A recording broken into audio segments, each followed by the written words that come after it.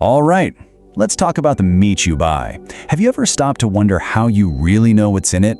It seems like a simple question, but the answer is anything but. Today, we're going to dive into a systems analysis that pretty much flips the whole idea of trust in our food chain on its head, and it proposes a totally new way forward. And this quote, man, it just nails it, right? We see all these claims on packaging every day. But when you really think about it, for something as important as our food, should trust really be an ingredient? Or should we be asking for some cold, hard proof? Okay, so let's dig in. This first part is really all about that big gap. You know, the space between the promise you see on the label and the reality of the system that's supposed to back it up. You know the drill. You see labels like antibiotic-free or grass-fed, and you're kind of meant to just take them at face value. But what's wild is that the analysis we're exploring today argues that the very system that's supposed to validate these claims has this huge blind spot, a gap where uncertainty isn't just a possibility, it's basically baked right into the design. And that really gets to the heart of it. If you push for real proof, the best answer the system can honestly give you right now is, we have standards, we get audited, just trust us. But here's the kicker. This isn't about pointing fingers at bad actors, it's about a bad system design. So this brings us to the real question we ought to be asking. It's not about the rule book sitting on a shelf somewhere. It's about what can be proven to have happened, or maybe more importantly, what can be proven not to have happened at every single step of that journey, from the farm to your plate. And when you try to answer that, well, that's when you find the system's big blind spot. The source material calls it the enforcement gap. And yep, this is exactly where the word probably sneaks into our food. So look at it this way. We've got rules on paper at the very start. And then way at the end, we have audits that look back in time. But what's missing? It's the enforcement, right there in the middle, at the exact second something happens that can't be undone. That critical moment actually has a name, and it comes from the world of computer science. It's called runtime. All that means is the exact instant an action happens that you can't take back. You know, when an animal is fed or a medication is given. And right now, that's the enforcement black hole. And this quote is perfect. It explains exactly why our current way of checking things is just not enough. Think about it. An audit is like reading a history book. It can tell you what happened, for sure, but it's totally powerless to go back and change the past. By the time an auditor shows up, the story's already been written. So what does this gap actually cause in the real world? Well, it leads to these massive, imprecise recalls. It makes it super hard to figure out who's truly accountable when things go wrong. And, this is the big one, it replaces hard proof with soft probability. In this system, uncertainty isn't just a risk, it's guaranteed.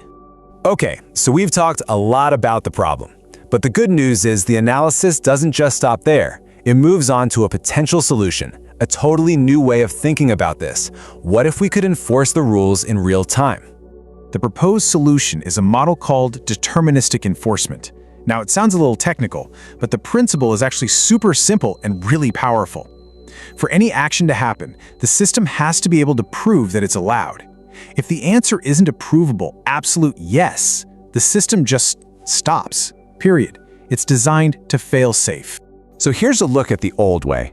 You set the standards, then a whole bunch of stuff happens in the middle. That's where all the uncertainty creeps in. And then, months down the road, an audit happens. You're basically just trusting that everything went okay in that big, murky gap.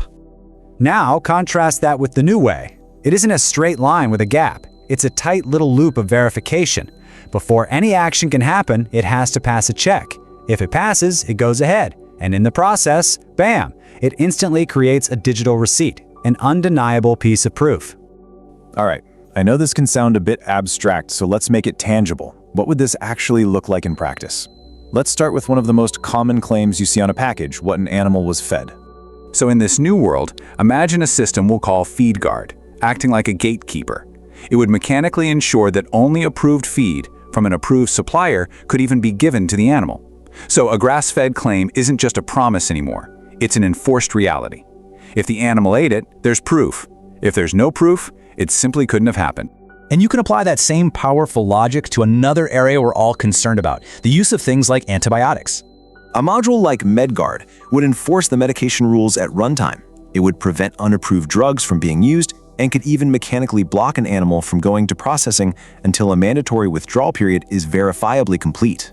The whole idea of, well, enough time probably passed, it gets engineered right out of the system. So what this all adds up to is a really fundamental shift. We move away from a system that's based on probably and trust me to one that's based on verifiable, provable facts. And it's really important to say, this isn't about fear-mongering. The goal isn't to make you afraid of your food. It's to show that we now have the technology to create real certainty where it matters most. And the benefits of this kind of certainty are just enormous. Imagine a food safety recall that instead of hitting an entire region could be narrowed down to a single specific batch. Think about ethical claims like halal or kosher being mechanically defensible, not just a matter of paperwork. This kind of system also protects the vast majority of honest producers from being undercut by a few bad actors. And ultimately, it's about renewing our trust with something way stronger than a promise: undeniable proof. Just for context, this entire model comes out of a deep structural analysis of the meat industry's systems. It's really a response to a known structural problem, not an attack on any specific brand or company. This single line really frames the whole idea, doesn't it?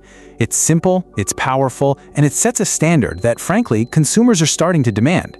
When it comes to the food we eat, probably just isn't good enough anymore. And this is the final, powerful idea to leave you with. This analysis completely reframes the conversation. Instead of asking who's to blame after something goes wrong, it forces us to ask why.